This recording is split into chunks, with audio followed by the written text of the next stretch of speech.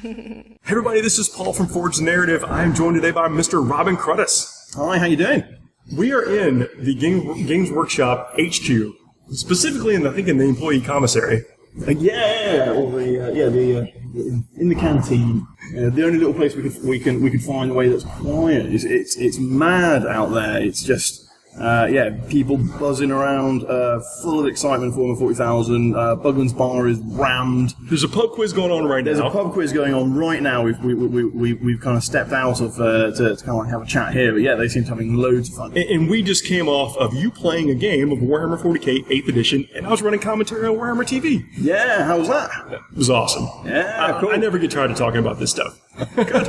I don't get tired about playing it. It was a great game. Really, really, really good. Earlier, before we started recording this, you were talking about that game, and I guess the joy that you were describing, the game did not go very well for you.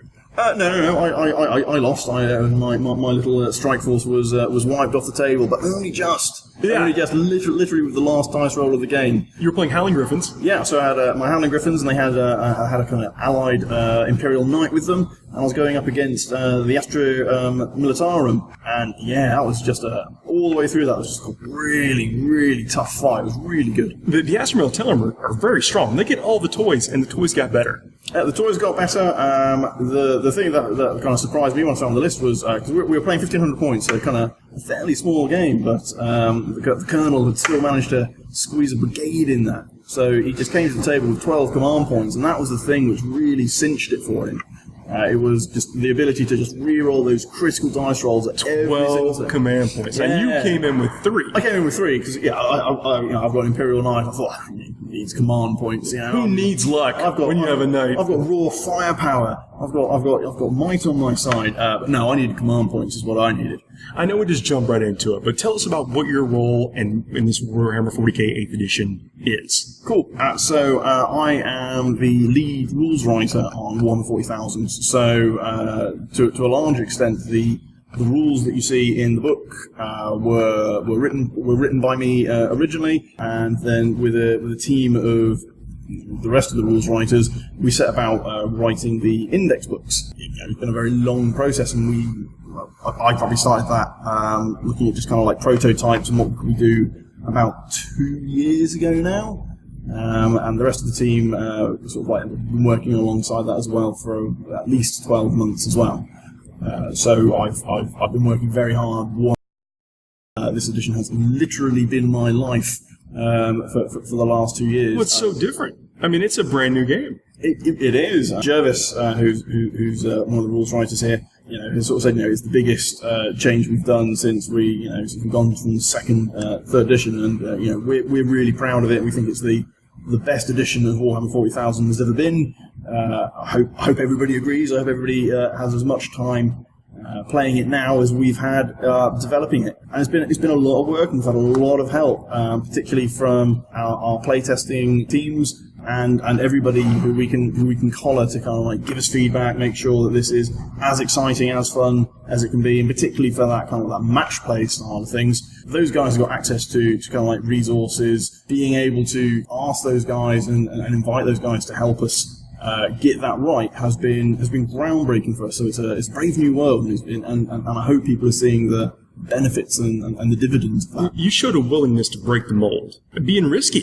As Jervis has said, it's the biggest change we've made to this game system in a very long time, and that's quite a daunting thing. It's really kind of great privilege, great honour, but there's a lot of responsibility there. I don't look at this is my favourite game too. This is my hobby too. I love this thing. Talking to you just a few minutes before we started this, I could tell it was there. It was the joy that you have for the game, and it's translated, man. How did you feel, or when you just see these things just flying off the shelf? I mean, it's got to be good. And the line was out the door this morning of people getting their pre-orders. It's mad. The pre-order sales are kind of like the first kind of metric that we get.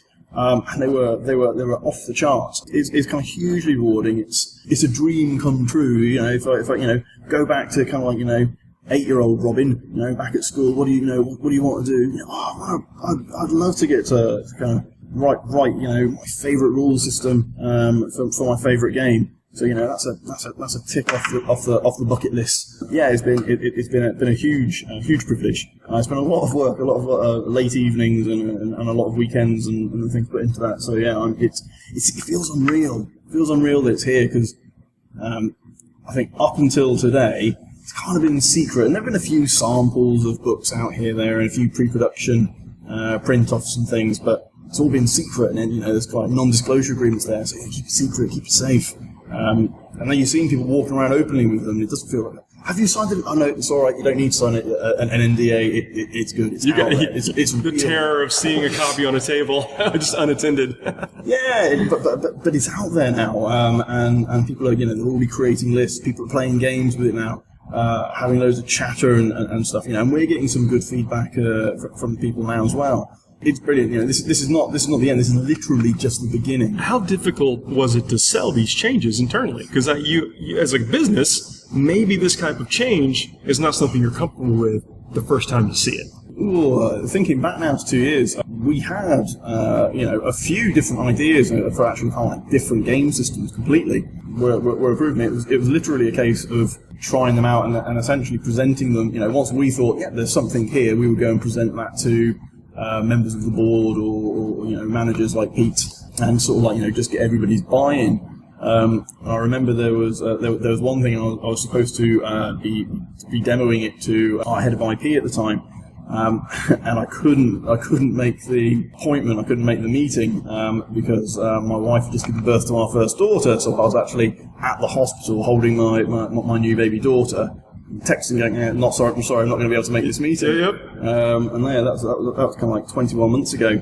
But we had 2 or 3 things, and actually everything was kind of off the table as long as it fulfilled the kind of the goals of being really exciting, staying true to the intellectual property, showing off the models, and our goal was to create the best miniatures fantasy war game in the world, whatever we do to achieve that. Without any sacred cows, as the phrase is what it, other than showcasing the miniatures and being exciting. Yeah. The miniatures are they're the stars of the show. They're the actors in our movie, and so we wanted a game that kind of showed them off to the limit. And I think we had a lot of learnings and things we wanted to kind of put in. So we were kind of working at the same time, because Warhammer 40,000 overlapped for lots of other projects, and one of the most influential ones there was the General's Handbook for Age of Sigmar. And the revolutionary thing that did was really kind of like cementing the idea that different people want to play games in different ways.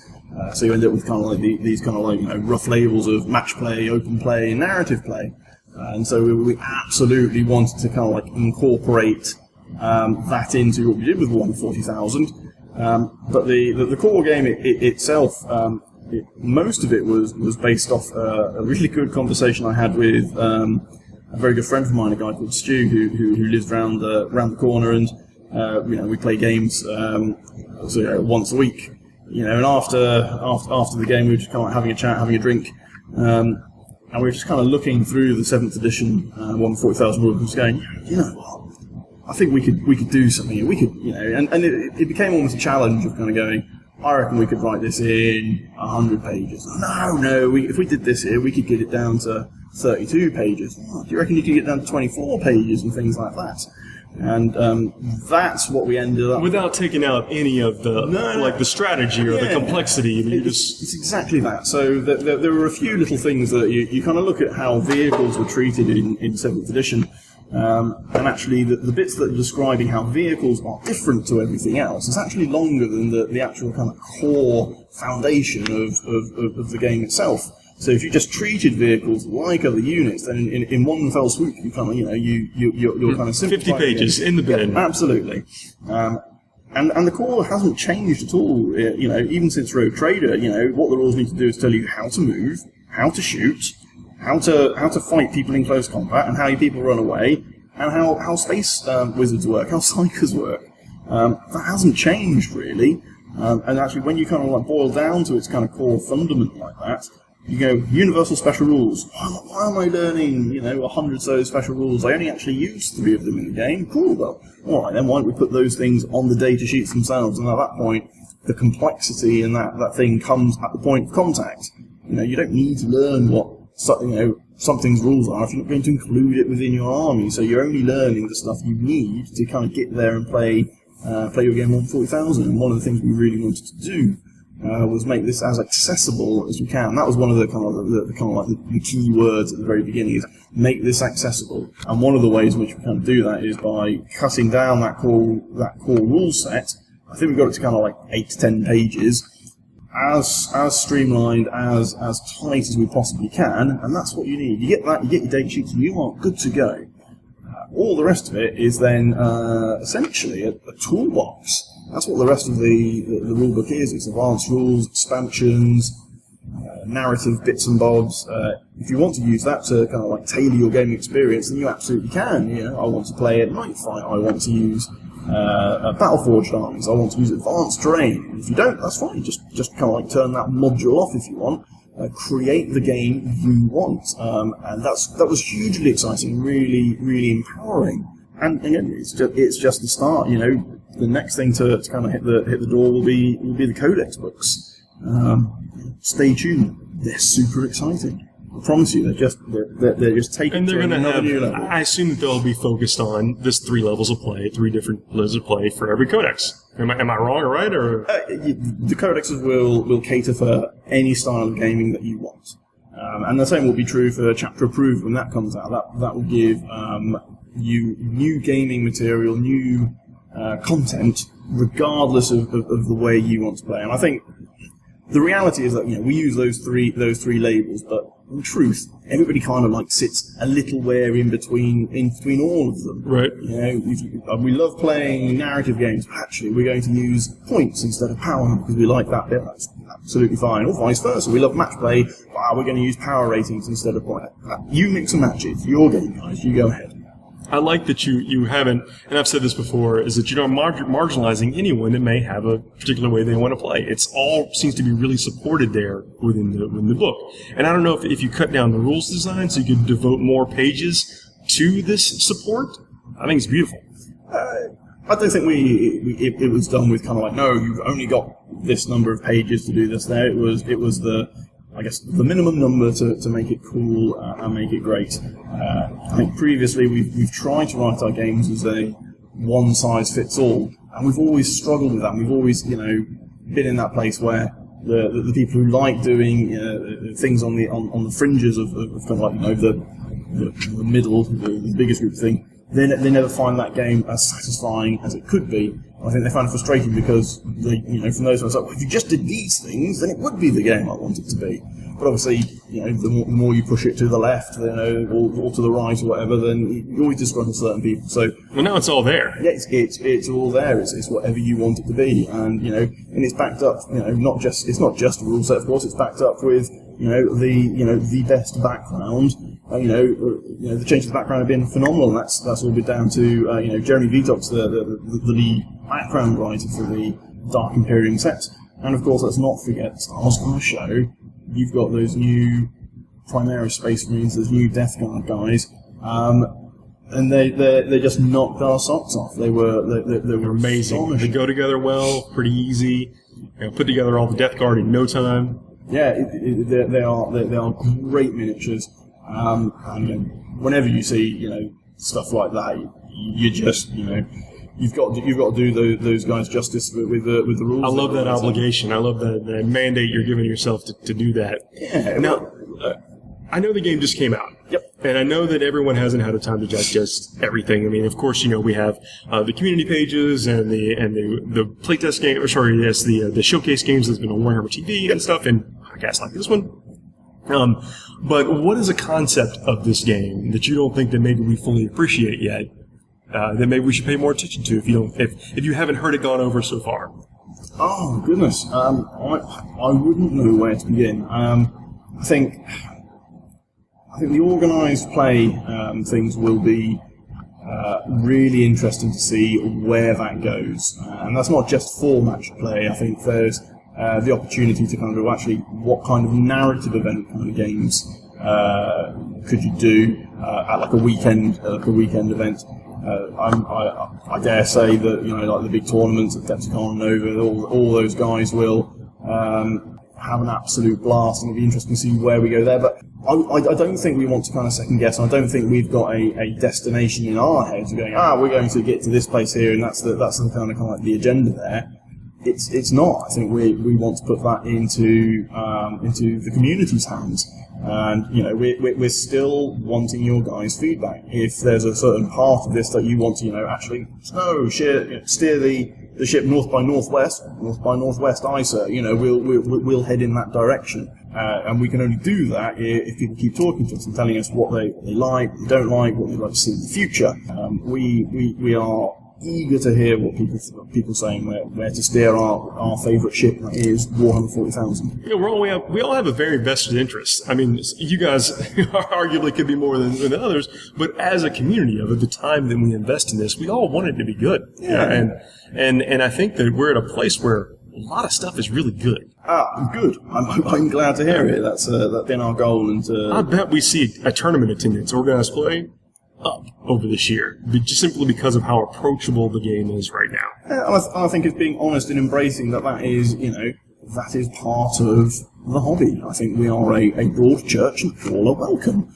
I don't think there's there shouldn't be any kind of like stigma or kind of, you like open play. No. Open play games I suspect are the silent majority in a lot of kind of like groups and gaming communities. Guys are just like, I just want to put some toy soldiers on the table, unroll a few dice whilst I'm having a drink and eating some chips.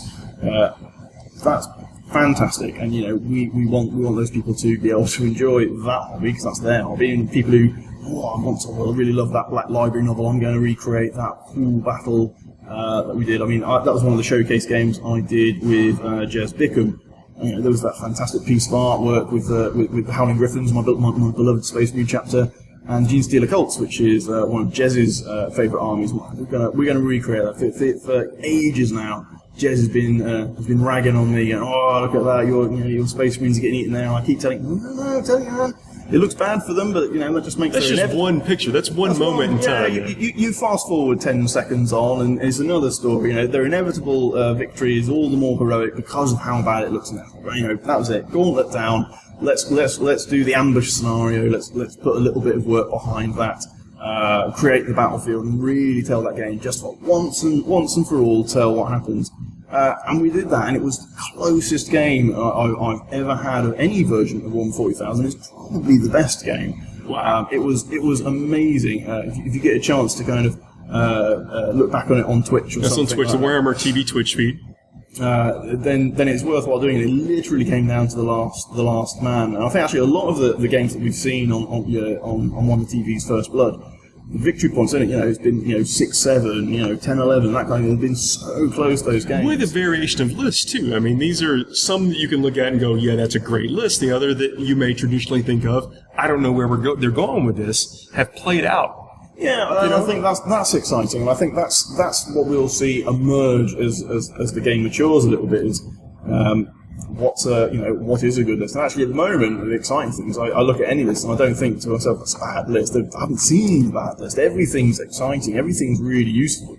The game I've just played, it was the Imperial Guard, it was the infantry squads which won the game, just marching across the open battlefields, claiming objectives and things.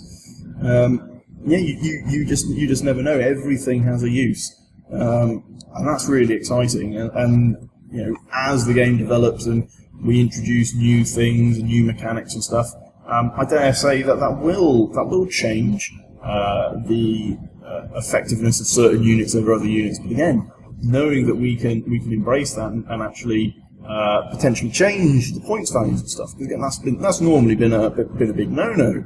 If we haven't got something right, we can kind of like slap ourselves on the wrist and all the rest of it. But the next opportunity we can do to something like that is the next edition of that codex, and that might be several years away. Yeah, could be. Yeah. So everybody's going to find that frustrating. And we're in that place too. Again, we as rules writers, we love this game. We want this to be the best we can, and sometimes we make mistakes.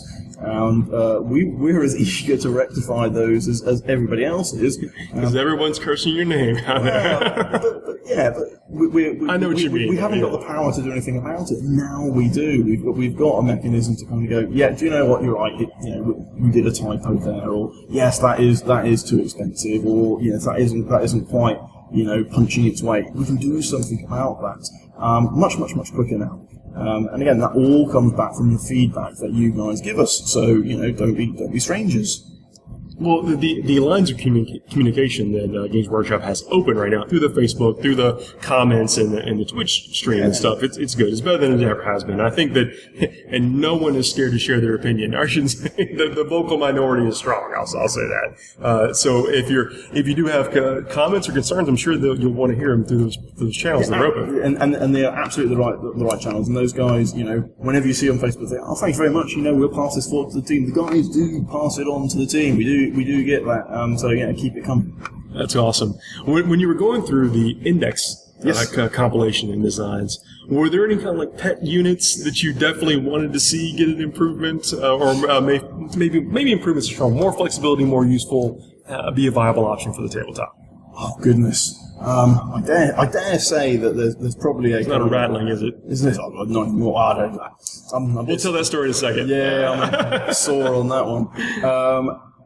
I dare say that the internet has already compiled a list of kind of all the most improved units and all the rest of it.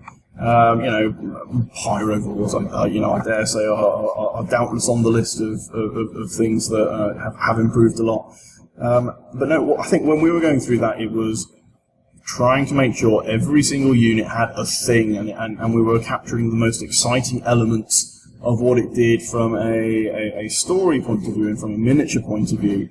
I don't think there was a single unit in there that we were like, we're going to absolutely pour extra love into this, that, or the other.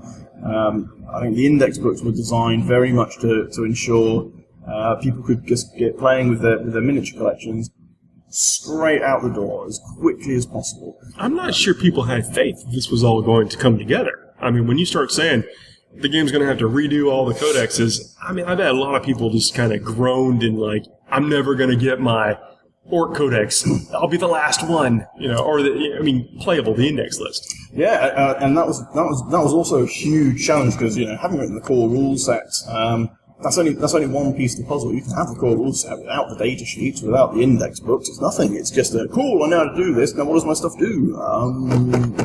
Drumming fingers on table. So actually, you're right. The meat of the work was in the index books. And that was a huge task, kind of overseeing that and trying to work with every member of the team to try and get that kind of universal kind of vision, try and get that kind of consistency across. That was a huge amount of work, and that only gets us up to kind of the playtesting stage, and then it's an awful lot of work. And they've put a huge amount of work in. We couldn't have done this without them. Those guys have been giving up their time playing games and giving us the feedback to kind of get, no, it's not 10 points, it's 12 points. It shouldn't be 3 attacks, it's 2 attacks. And if they really kind of helped us polish this kind of raw gemstone into an absolute brilliant diamond that it is. And we're still going. This is not the end by any stretch. It's just the beginning of the journey. And that's awesome. So let's talk about this rattling situation. Oh, in a rattling situation, I'm tongue-in-cheek, but believe me. Yeah, it was great. But with the way that models work now, they're all in the same rule set. You talked about this earlier. Yeah. Is it the vehicles and the infantry and everything else? They all work on the same base rule set now, and there's not this kind of weirdness. And it's so, to that result, everything can affect each other. Now, things are more resilient, of course, but even lowly rattling can get a sniper bullet in through the visor of a knight. Yeah, so in the game that I've just played, my knight had a single wound left, and so a rattling shot it, didn't wound it, and a command point was used to re-roll that wound roll, and it came up as 6, what it needed to do, which inflicted the mortal wound on my knight. Last wound gone. Good night, sweet prince. So this knight got chipped away the entire game. Yeah, he was taking basilisk shots. Las cannons were striking him. the odd heavy bolt around, kind of like chips another wound off here or there, but he was still kind of like, there, bloody but defiant at the end. And it was literally the last dice roll of the game, and that was it. That was enough to fell him, and it was the absolute perfect way to end that game. I think that's okay, but I think there are people, just as devil, I'm smiling the whole time. I thought it was great. This is the game I comment. You can go back and watch it on, I think probably the Facebook, maybe they'll get it up on YouTube. I don't know. Hopefully it's up there for people to see, so people can see this happen.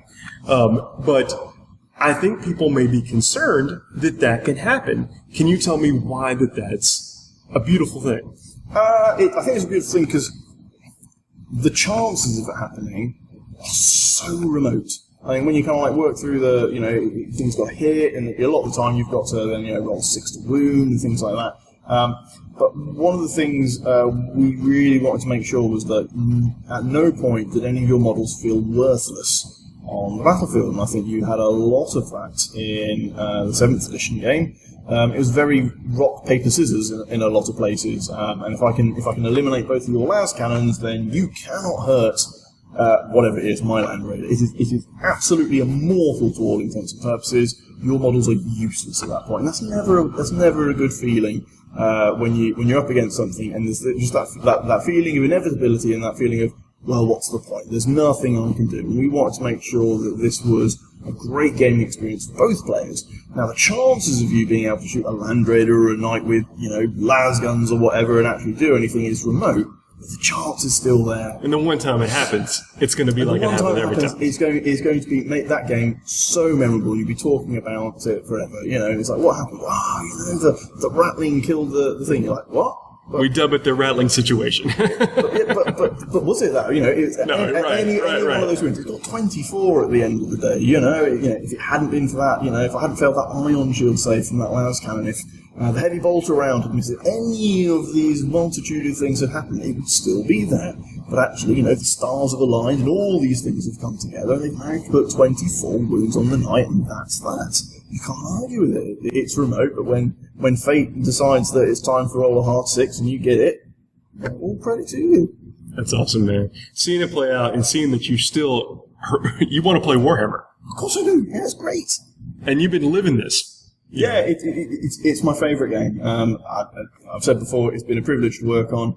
And I guess the really exciting thing from my point of view now is actually I can play it now. I can play it outside of the design studio. I can go to events now. I've already got my first kind of doubles tournament kind of booked in, which I'm really looking forward to. I'm going to get my Primaris Marines put together hopefully tomorrow.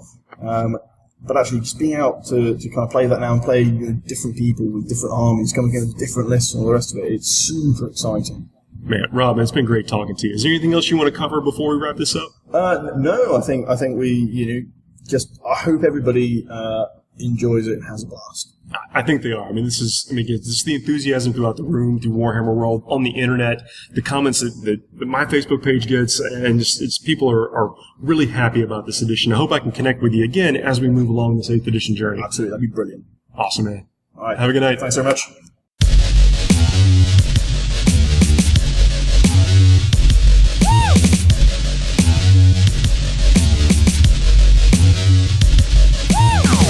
Why is the rum gone?